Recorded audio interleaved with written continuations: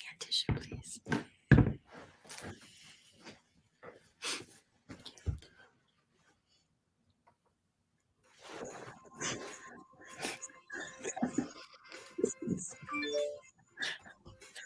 Welcome to Soulfire Wisdom with Kate Olson. As an evolving spirit and change adventure navigator, it is Kate's mission to empower and guide you on your path and inspire your truest passions. She will encourage you to share your gifts, speak your truth, and ignite your inner wisdom and purpose. She hopes to do so with a little humor and grace and her own soulfire passion. Kate talks with amazing guests who have embraced the pursuit and are fanning the flames of their own passion, purpose, and soulfire wisdom. Now here's your host, Kate. Let's just throw it. Good afternoon. Welcome to Soulfire Wisdom and Tips, Tricks, and Triumphs Tuesday. So, if this is your first time listening, I'm a hypnotherapist, a life coach, a Reiki master, and an NLP practitioner. But I like to call myself a change adventure navigator because I love guiding clients through obstacles and adversity to find their path, purpose, and peace, and maybe a little soulfire wisdom along the way. So today I want to talk in honor of Valentine's Day. I want to talk a little bit about the most important love relationship we have in our lives. And this little tip is motivated by something a client said to me a few days ago. She said that this time of year is always really sad to her, or that it is recently really sad for her because she doesn't have anyone in her life to love. Oh, that's really good. And I felt immediately bad for her. But then I thought she's just totally wrong about that. Because we always do have somebody in our life to love. And the most important person that we can love and need to love before really that we're even ready for a relationship with another person is ourselves. And so if you don't have someone in your life to share love with at this time, put a little extra effort into loving yourself and doing things to let yourself know that that you are loved.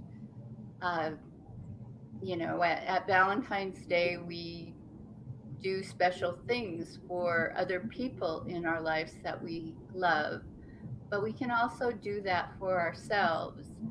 And when you notice that self-talk saying, well, maybe nobody loves me, maybe I'm not good enough, maybe whatever, we often say those things to other people because we want them to say, no, you're wrong. That's not true. And you can do that for yourself too. You can notice when you're saying those ridiculous things and say, hey, stop that. You are good enough. You are lovable. You are loved. So that's my tip for today. We have a great show planned for today. My guests are Kathleen Cavender and Mark Ritter. And I connected with Kathleen, I think, on Facebook. And I've done a soul talk with her before, and I think a radio show. And she's written a blog for me, and it has all centered around creativity. She is a jazz singer and an artist. And so now I'm talking to her about something a little bit different, about her love story. Her and her partner, Mark Ritter, who's a screenwriter from LA, met, I think, 5 or 6 years ago. We'll have to verify that. At a conference, and it was kind of love at first sight, which resulted in Mark moving from LA to Spokane, and then just in 2020, they were planning their dream wedding, and we know what happened. It was postponed a couple of times. So we're going to talk to them about all of that, about their relationship and how things have gone through the pandemic. So I'm so happy to introduce Kathleen Cavender and Mark Ritter. Hi, how are you guys? Hello. Hi. Thanks for having us, Kate. We're honored to be here. Yes, nice to meet you for the first time, Mark. Yeah, likewise. I've seen you on Facebook a lot, but Yeah, actually, speaking human being is a little bit better, hopefully. yes. So to get started, can you both just tell us a little bit more about yourselves? And then we'll get into some more questions about your relationship. Yeah, well, that was a wonderful introduction, and I loved what you had said about your friend saying she didn't have anyone to love, and I felt that for some time, and I took up collecting hearts and posting them during February on Facebook. And I even had friends say, your hearts are making me sad because I don't have any love. And at the time, I didn't really have any love either. But by really embracing the love for myself and just love in general, just love of life and love of everything and everyone, I actually attracted the love of my life. So, yeah, that was really beautiful, Kate, what you had to share. I concur with that 100%. I am an artist and a musician. I'm a jazz singer and a fine artist. And I was married for 38 years, and my late husband died. He was very, very sick for a long time. And I had a couple of years just kind of in limbo.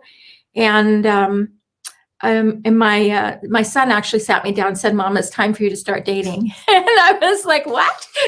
I never really had dated, because I kind of went from mom and dad to, my late husband. And he said, and dating's not like it was, back in the day when you were dating. I'm like, "Honey, I never really dated, so I don't know what you're even talking about." But needing some income, and really needing a little boost in my energy and feeling better about myself, I was introduced to this company that, I went to the conference, and I'll tell you that story in a minute because that was quite a harrowing experience, but that's where I met this beautiful human being. Okay. So Mark, what's your story? In Ann Arbor, Michigan. Wound up going out to Los Angeles to go to college at UCLA. And right out of college, I found myself in New York City. I was involved in the fashion and advertising industry as a model, got pushed into commercials and television and then stage, and never having imagined myself as an actor, but once I got there, I had a really good time with it. And I got to work on some really good movies in New York, which made me want to learn more about film. And I decided to go back to Los Angeles and went back to school at UCLA, which has a wonderful writers program through the UCLA Extension program. And so I studied screenwriting and film production.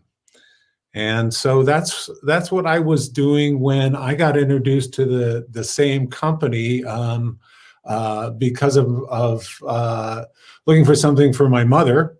and was so pleased with what I found that wanted to join the company and decided to drive to that convention in Salt Lake City.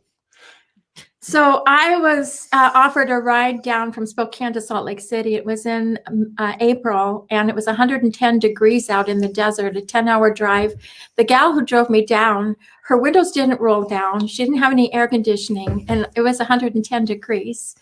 And she was giving a gentleman a ride, and he had a dog with him who was not well. And so the dog was sick at both ends of his little hot dog body. And it was 110 degrees. The windows didn't roll down. There was no air conditioning, and it was a 10-hour drive.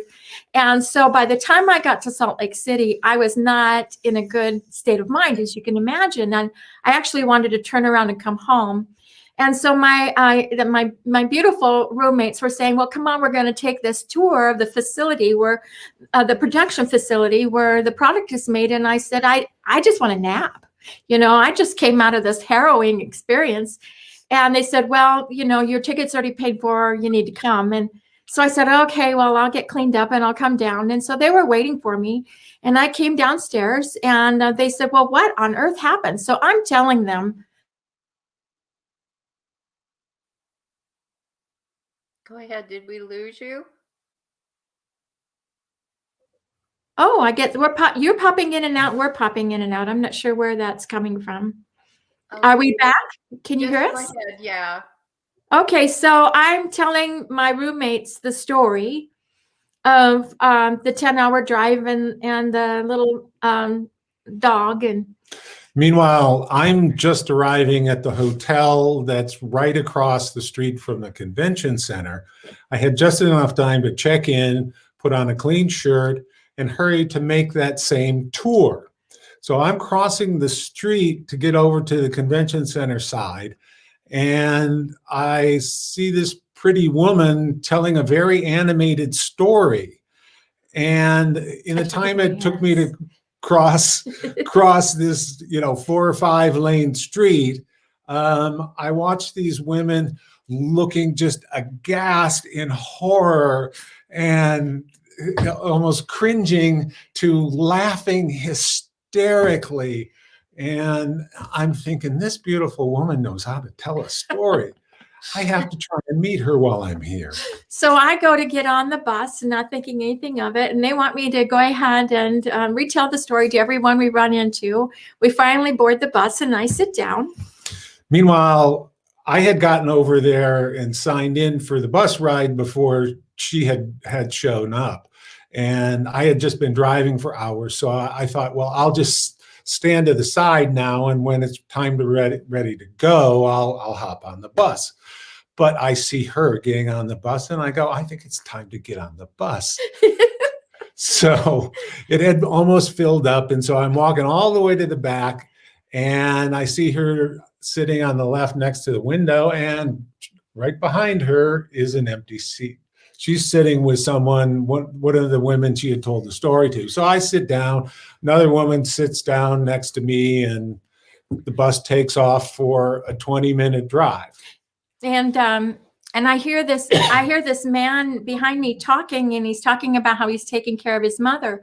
And at the same time, I was taking care of my mother back in Spokane who was not well. And so I thought, wow, there are people in here that really care about other people. I was so new. We were both brand new to the company. And then I heard him talking about how he was writing a screenplay. And of course, as an artist and a musician, I was very intrigued. And I thought, oh, good, there's people in this company, because I didn't know anybody, that are creative. And so that's good news. That's, I felt comfortable now. And then the bus stops and we're to onboard the bus. And I stand up and Mark stands up. He's 6'2". And I looked in his eyes and it was just like, well, hello.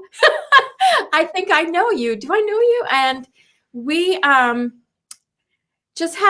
had something happened right away. We just we both felt it. And in fact,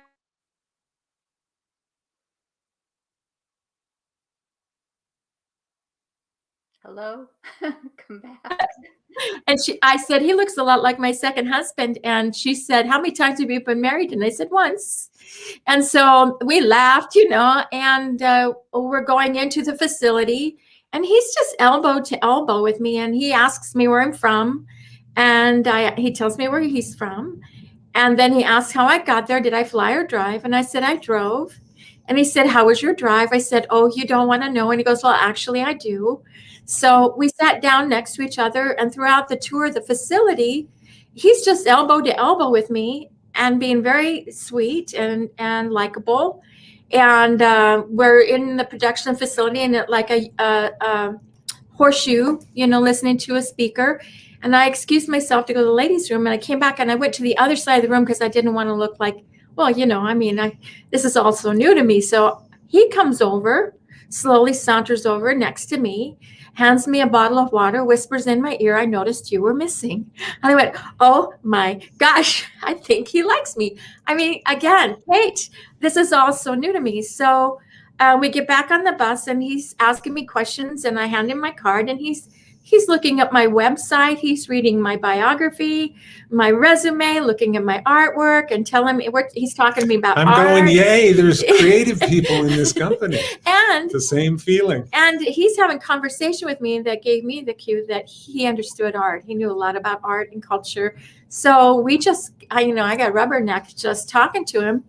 And as everyone is talking about where they're going to dinner that night, I'm sitting there and waiting. And finally he goes, Kathleen, would you like to have dinner with me? And I said, yes, as a matter of fact, I would. So, there we have our first date scheduled. And as we're walking off the bus, he says to me, my daughter's middle name is Kathleen. And I said, really? And he goes, yes, Rachel Kathleen. And I said, my youngest daughter's name is Rachel. And he goes, oh my gosh, something's happening here. I'm scared. And I said, oh, you're cute and funny. I like that. So we went to dinner. We wound up going just to a place nearby, and it had an outdoor patio section, and it was kind of a nice evening. We decided to sit out there. Like a bistro. And all of these people the people that had wanted me to come to it from Los Angeles, a big group of them walked by, and then a big group of her people from Spokane walked by. And it was like we were invisible. They didn't even see us. Like we were in or maybe they were invisible. It could have been. It was, or we were in Brigadoon or something like that. It was very movie. Had a steakhouse. Yeah, it was fun. Okay, 2 quick questions, you guys, Yes. before I forget them. Mark, what kind of screenplays did you write? Well, I wound up mostly helping other writers improve their own work, and then I wound up doing a couple of creative executive jobs. I worked for a while in development at Paramount Motion Pictures in the mid-90s. Then I got I also was head of creative affairs for a small production company, a boutique-sized production company.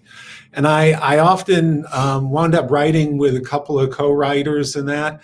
And so moving up here, I realized, hey, I'm going to get a chance to actually finally do some things on my own. And I was so intrigued with Spokane, its history and its people. And suddenly I had an idea that was going to allow me to incorporate almost everything I've been interested in my whole life. So it became this smash up. I could only do this because I was deciding to write a binge-worthy show, something for one of the streaming services where the goal is to get someone watching the pilot episode and never turn off the television for a whole season. So that's what he's working on. So currently. that's what I'm working on currently. Okay, so is it sort of a geographical, biographical kind of thing? Or? It's a thing that would fall under the category of science fiction. It's in the immediate future, but it also spans local history going back to the mid-19th century. And on I get it. it was travels through time. I was just watching one of those. I haven't watched many of them, many of the streaming things, and I was just watching Firefly Lane, which does that. It jumps around in time and stuff, and it was kind of interesting. So Kathleen, Yes, do you have ma'am. a cold? I do. It's not a cold, it's allergies. I think we need to change the filter in the house. I woke up just like allergy-ish. Okay. Sorry. Just wanted to make sure you weren't just Are you getting froze? all sentimental she's there. froze.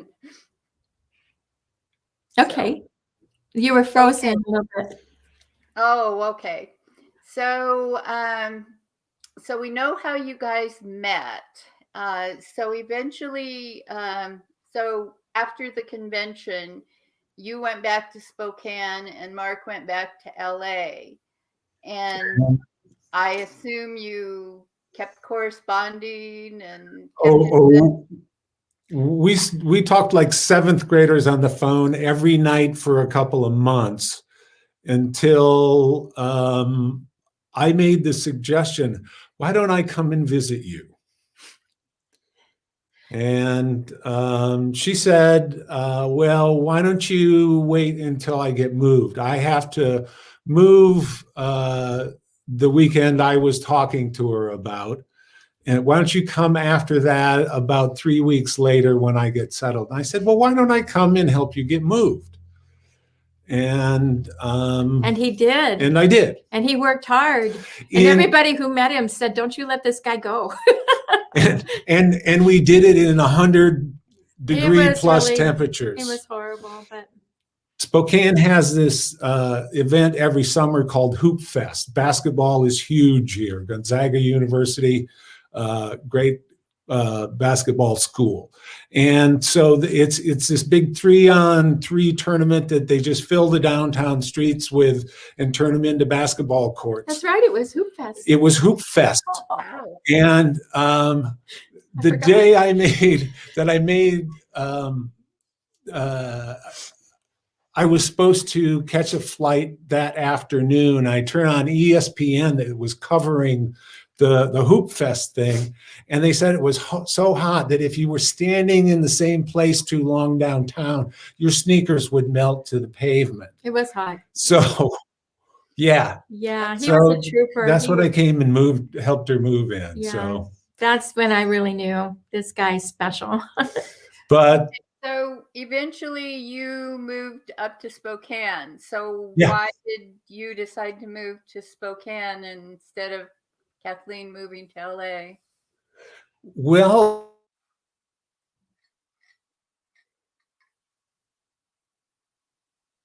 oops, you're frozen again. You are. My daughter was going to school at Sarah Lawrence College back east, just north of New York at that time. And she was in the middle of her junior year. And she was talking about sticking around New York after graduation. And the things that were keeping me in LA just weren't there and didn't seem so important. Of all the things that I was taking with me from the entertainment industry, the only thing I really cared about was the writing. And you can do that anywhere. And as an artist and a jazz singer, moving to LA would have been really fortuitous for me. And I knew that. I loved it. He had a beautiful apartment that I got lost in. And it was near the ocean. And so it would have been great. But like I said before, I was taking care of my mother. And my son was also his wife. They were having their first baby. And so I just said, I need to be here. And he came up and fell in love with my family. And they fell in love with him. And yeah, she's been here all but a few years of her life. And she's very well known and very well loved. And so I was nicely accepted into the city and all her friends. And so I've really enjoyed Spokane a lot. The Inland Northwest is a wonderful area. I'm an outdoor person, and there's just any direction you go, you drive 20 minutes out of town and you're someplace different and incredible. Definitely. All of Washington. Yeah, she Yeah. lives on the other side of the state. Kate does. She Ah. lives Well, over. I used to. Oh, did you move? Yeah, I moved to Arizona, Oh, good for you. Where you at? south of Tucson. My sister lives in Tubac. Yes, that's a wonderful little art community. I just went What? there. He owns an art gallery. You should go in. It's called On the Edge Art Gallery. She and her partner, Barbara, own that gallery. So go in and say hi. I will. I have another message to deliver down there from someone who used to live there. So I'll Perfect. do that. Awesome. So that was like, I don't know, was it 5 or 6 years ago? It will be 6 years, April 30th. Okay, so I'm not sure when we connected. I think it was during your heart phase, because I do remember that. But you know, I watched all this progress, you know, on Facebook of, you know, the romance, and Mark was coming up, and, you know, just the whole story unfolding. And then, you know, going into 2020, you guys were planning your wedding. Here's the ring. Yep. So, with everything that's happened in the past year, you know, how have you guys navigated that? I know the wedding got postponed a couple times, and 4, well, 5 if you 5 if you count this last one. yeah, everything's gotten, you know, changed around. I mean, there's just been, you know, living and working in the same place and all of that. So, well, first was his my mother passed away, and then his father passed away, and then we've had the pandemic, and yeah, and so we lived together and worked together as creative human beings, but also within our company, building our business 24/7. And we have developed some, I think, helpful tools that maybe we could pass on to people who are struggling through the pandemic as couples, because there's a lot of people who are really struggling being together with their spouse or their family, you know, so much. And so we have some things that have worked for us that help keep us sane and keep us liking each other, loving each other. But yeah, as far as the wedding, what's going on with the wedding, honey? Kate, are you qualified to marry people? do the ceremony for us? We could do this right now. It isn't something I've posted, but I am an ordained minister. So yes. All right. Well, I took the liberty of writing some vows. Honey, if you just you know, I heard that you guys wanted this wedding with all of your guests here. It's not, I don't see how it can happen to you. I just don't know. Well, we had like 300 guests, live music, Roaring 20s theme where everyone was going to wear a costume, everything that we paid for, the photographer, we have a caterer, we had everything. It was going to be great. But we had dates in May, then July, and then October, and then May again. And so I think we're just gonna maybe do it in the living room in front of the fireplace, and then have a party later on, you know. Yeah, we'll figure it out. I don't know. That can work. I mean, or you know, do it for yourselves, and then have a ceremony where you invite people in a big party when it's safe. A reenactment. Yes. Yes. Not the wedding, but an incredible facsimile. Yeah, We- or Yeah. like I think of most weddings. Sometimes people enjoy the reception Oh, absolutely. more than the wedding. Right. That's about the party, and I've got the dress. He's got the suit. We've got everything. Oh, We've we- got everything. We have our garages filled with vases and decorations and platters, and yeah, I don't know.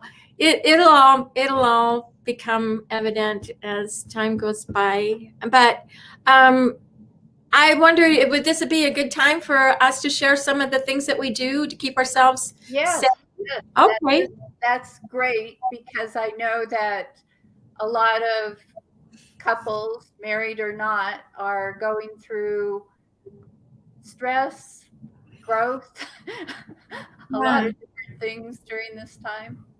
Well, I know that this isn't a foreign concept to you, but for some, it's like managing your thoughts and how those thoughts become words and those words become actions and how that progresses. And do you know that this was the thing I was thinking earlier? The 5-second rule that Mel Robbins has, about do it, in 5, 4, 3, 2, 1, make that decision. Well, we recently learned that there's a 5-second rule that it attaches an emotion to a thought. And that once you have that thought, you have 5 seconds to decide whether or not you're going to attach that emotion. And usually it's a negative emotion if you're going to attach that or decide not to. So that's one thing, to be mindful of that when you have a thought like, why did he leave his socks there when Hello? Yeah, you're popping in and out. We're popping in and out. I'm not sure what that I'm not is. sure if it's your weather or my weather. Well, Is we have a Arctic cold front come through. Yeah, it's probably you then, because it Yeah. was windy a little earlier, but I see it's really not right now. It's really cold here. So being mindful of that is really helpful, that when you have that thought, just to be aware that, okay, am I going to attach my emotion to that or not? So there you are, deciding whether or not you're going to play the game. And we also, through some mentoring, learned this concept of the triangle, where there's this game of I'm a victim, or I'm the bully, or I'm the rescuer, which is usually the one that says, whatever you say, darling, and you never get it dealt with, right? So you can either get into that game and then go round and round of who's the bully, until someone says enough, right? So there's that. But then there's another thing that we do for each other that is very kind. And and then with the triangle thing, we use the word grace. It's like if we find ourselves in that triangle of victim and bully and rescuer, one of us hopefully will have the mindset to say grace. And then it kind of knocks you out of that game and you realize, and so then you get to discuss what's really going on. But one of the main things that we have, I'll let Mark explain to you about mindset as well with words. Well, as you were talking at the beginning of the show, and I know that your show is very much about this, is that we're at a time as human beings on the planet that it's time to start taking personal responsibility for what is our innate nature as co-creator beings, and the thoughts that we think, the feelings that we allow ourselves to feel and indulge in, the actions that those turn into, and then the person that we view ourselves to be as a result of all of those things. You can either have them working for you or against you. And because it's happening, it's going on. You can't go, oh, well, I don't want to play that game, because you're playing it whether you like it or not. And so one thing that attracted us to each other also is that we both haven't just decided, oh, well, I'm who I am and I'm going to be this and I always have been. And so don't try and change me. And That's not who we that's are. not who we are. We want to keep growing and being and doing and giving. So we have an agreement with each other when someone says something. When I say, gosh, I just can't believe that happened. And you will say, Note. So that's like our safe word. If somebody says something, one of us says something that is in alignment with who we are and who we intend to be, and that is professing something on the negative rather than the positive, we have permission to just say note. And we can be in a crowded room with other people. Well, not lately, but you know what I mean? We can be around others, and we can be around our kids or whatever. And he'll just,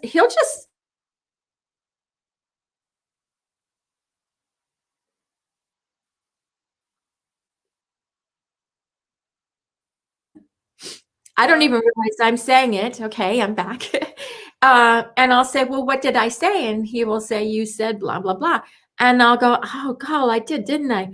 Well, how could I have phrased it differently? And so then we're in a discussion of how next time, I'm having this feeling, rather than projecting the negative, I'm projecting something much more positive and healthy and nurturing to the relationship and to myself as well. And I do that for him as well. Yes, that's actually great. One of the interesting, I guess, and kind of great things about you guys' relationship is that you are finding love again in your 60s. Yes, Yeah. he's 65. I'll be 68 on Friday. Yes. Yes. I don't know. I know so many people who say, well, I'm in my 50s. I'm too old. I'm not going to find anybody now. And maybe that isn't true. Look at that. Yeah, I know. That's Maybe. probably what I hear more than anything from my girlfriends on Facebook, is giving me hope that I can find love again, or that there's still hope for me. And that gives us both so much joy. Yes. And, hearing you guys' story, and it isn't really different just because you're older. No, It's very much the same as we're still junior high school. We're still as stupid. Yes. We're still as goofy. Yeah. It still feels good in the same way, and then it can hurt in the same way when your heart's on the line, Yeah, that's a good point. But the good thing is that you guys, know so much more than you did when you were in high school. This is true. We have that experience behind us. And when we were in that separation state where we were talking like 5 hours on the phone, like 7th graders, and I forgot what he looked like, and then he'd send me a picture. I go, oh yeah, that's right. But we got to really know each other's hearts and minds before, there was any kind of physical thing that was brought into the picture. And I think that was very foundational for us. My mother used to say, you're going to get sick if you keep talking to that boy all night. I'm like, Mom, he's 60 years old, but okay. But, it's like, you hang up. No, you hang up. We really were like kids. Yeah. Yeah. And here we were in our 60s. It was beautiful. It still is beautiful. We still have. You know how to communicate now, and that makes a big difference. Well, I think what makes a difference that we're both are communicators. I know people in their 60s who have a hard time communicating. And I have to say that that's also one of the things that has really helped keep our relationship fresh and alive, is that I'm actually, Kate, the one that when I feel wounded or disrespected, I go, and I back off and I just get quiet. He's the one that will seek me out after he's given me some time, of course, and get it on the table and discussed through. And he likes women, which is really a benefit. He seems to understand them pretty well. He's got a lot of female friends, but he also has sisters and was very close to his mother. I've been blessed to have a lot of wonderful women in my life. So that helps because in our communication. I won't say that it's typical of men not to be good communicators, but a lot of them seem to be a little bit afraid or intimidated by communication. Well, the bigger they are, the harder they fall, you know. They really are into self-protection. I knew that from experience. Yeah. So it's great that you guys have that. So I am really, sorry that this pandemic happened and ruined all those wonderful wedding plans, but that your relationship survived, and all of your plans are still maybe different, but still moving forward. Yeah, we I think I probably am the one that expresses more disappointment than he does, but I know he's really disappointed too. And a lot of that is to do that he's never had a wedding. He had a daughter and helped raise her and is very close to her, but he's never had a wedding, been married legally. And so, when we first started the wedding, he was very involved in every decision. And it was, it was a very big deal.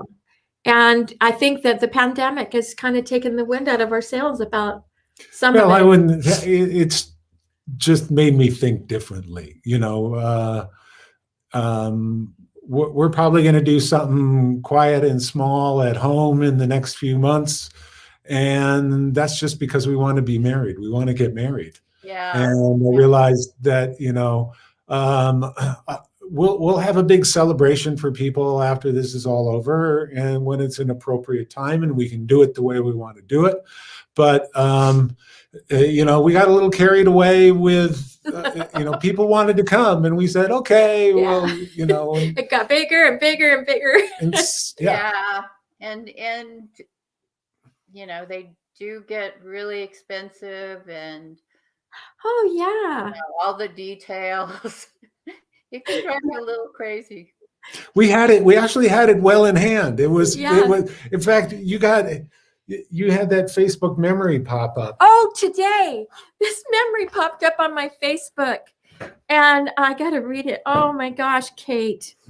And I just roared laughing, and I showed it to Mark, and he roared laughing too. You know how they send you memories today, a year ago, this happened.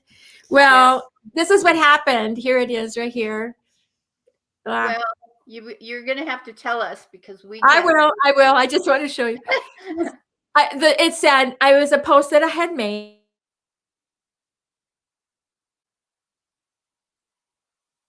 Hello?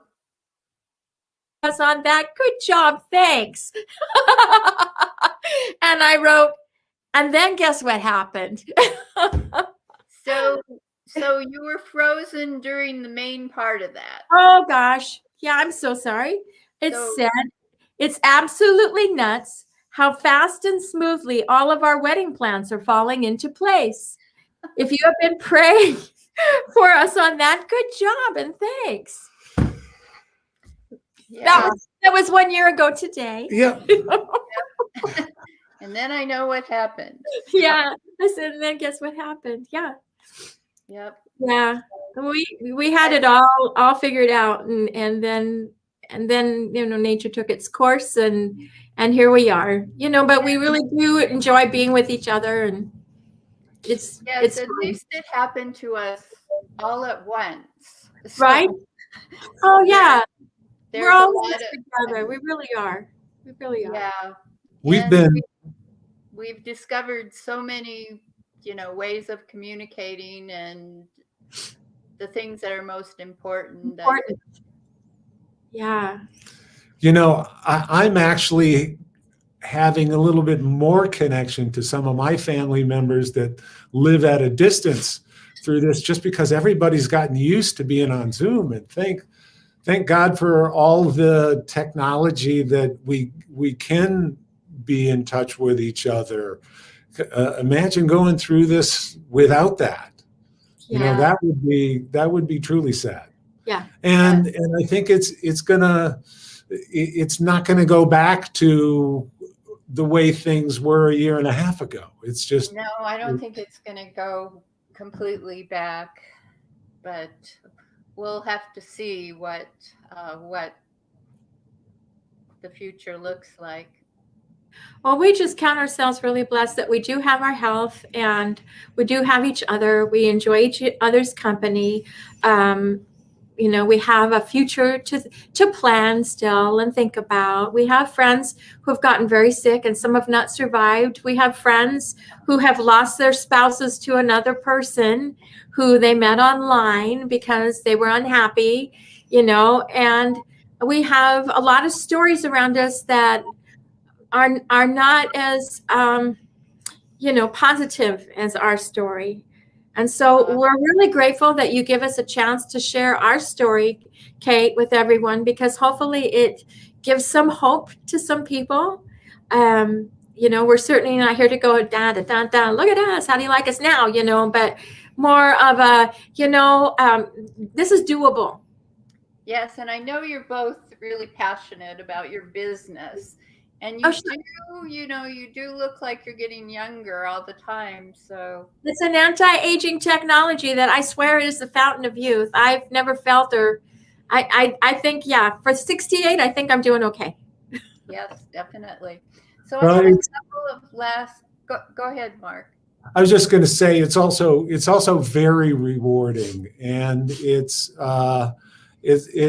helping people all around the world, and it's a high integrity company, and we just feel good and blessed to be representing it. We're able to work from home or wherever we are with just a cell phone and an internet connection. So Yeah. we've been real busy, and we've enjoyed knowing that we're helping other people in multiple ways. So Yeah, if we can help everybody get food on the table and keep from losing their home, it's just a good day for us. Yes. So I have a couple of last questions for you guys. Bet. One is kind of unrelated to the whole topic, but I've been asking all my guests lately. So what has surprised you most about life so far? What has surprised me most about life so far is, oh my gosh, I've been so surprised this last couple of years. I've had a lot of aha moments. And for me, I'd have to say that I can control my thoughts and that my thoughts can change my life because of my ability to pay attention to what I'm thinking and control that, change that, you know, thought. Before I go to bed at night, I repeat words of beauty and innocence and integrity and all these things. Just the words, I just repeat them. I don't know if you know about Dr. Emoto's book, Messages in Water, but you know those words, and we're like 75% water. So I figure, hey, can't hurt. And what I've found is that I fall asleep really fast, and I feel like it's making a big difference in my life. So that's the biggest thing, is that my thoughts really do have an impact on me physically, mentally, emotionally, and my environment. Okay. So do you have anything to add on that?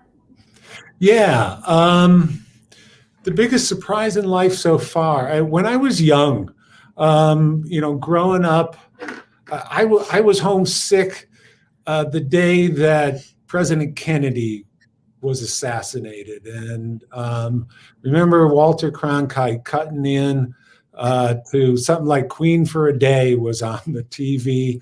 And I realized that, and I remember having to hide under the desk, you know, during the Cold War. And I thought, this is a horrible world. There's something painful just about existing in this screwed up world that has now the capacity to destroy itself completely in an afternoon. And I lived a long time with this idea that there's an inherent pain to life.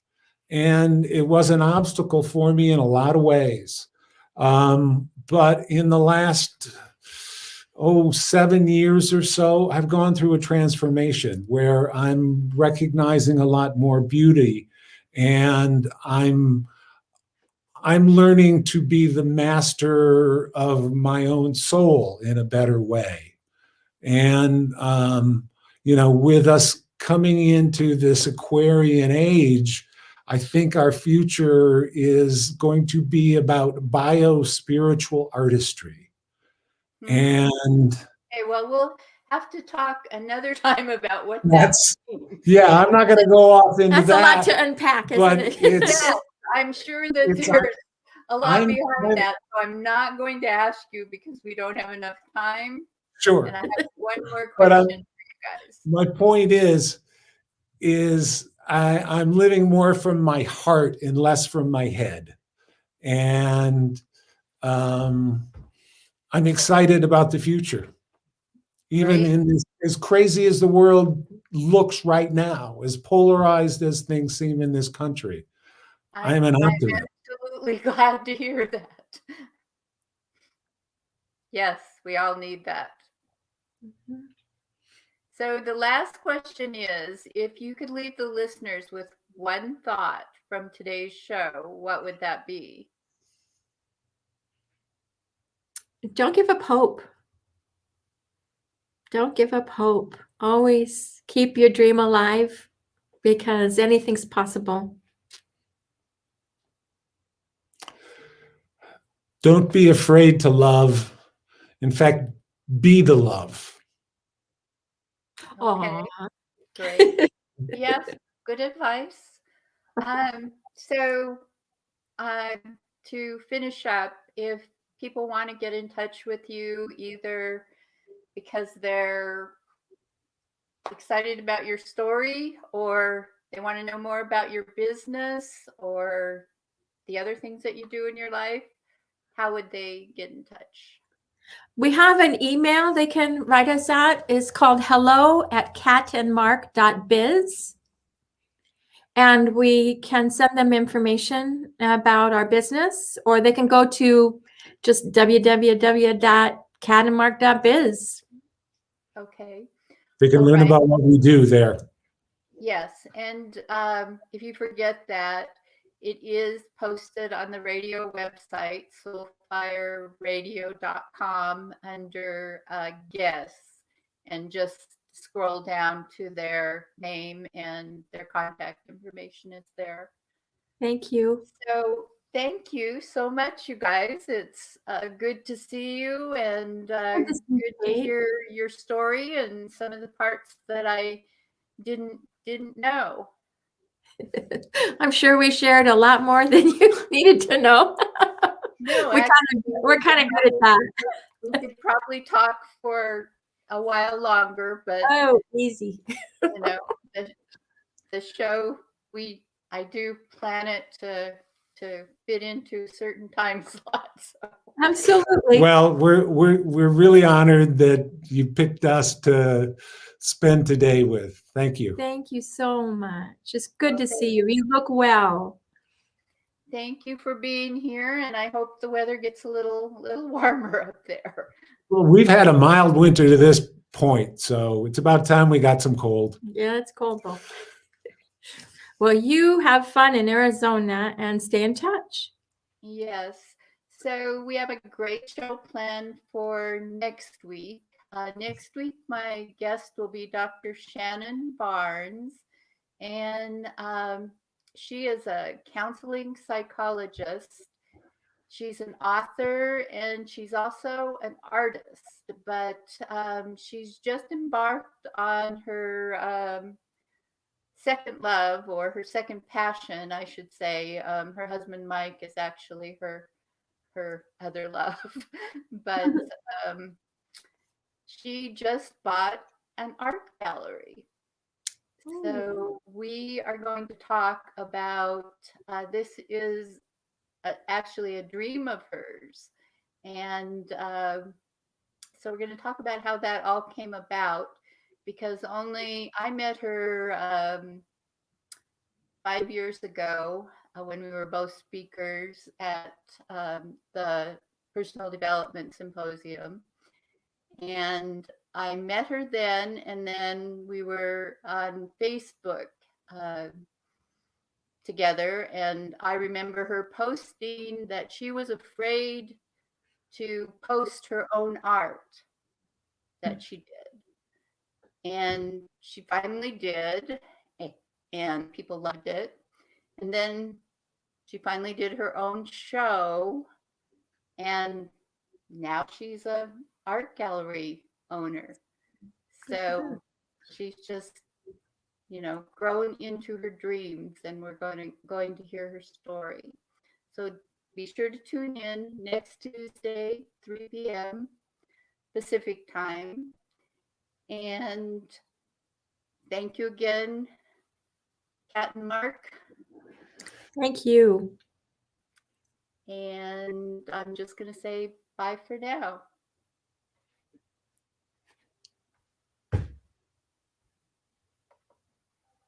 Thank you for listening to Soul Fire Wisdom with Kate Olson. We hope you enjoyed the show. If we made you laugh, brightened your day, or sparked a new thought, we have succeeded in our mission. Join us next time when we'll share more secrets and truths and all the magic of transformation that is the journey to Soul Fire Wisdom. Always remember, be fierce in the pursuit of what sets your soul on fire.